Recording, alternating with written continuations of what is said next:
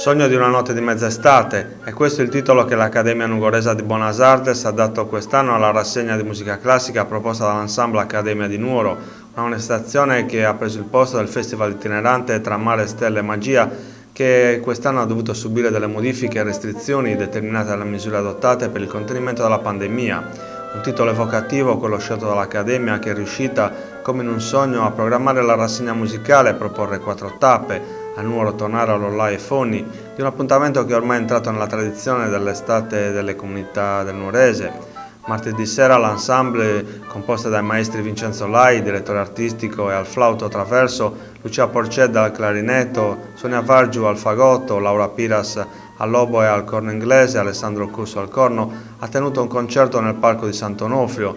un evento inserito nel programma dell'estate nuorese promossa dall'amministrazione comunale. La formazione musicale ha offerto al pubblico presente un saggio dell'affiatamento che si è instaurato tra musicisti che hanno potuto anche mostrare il proprio talento individuale.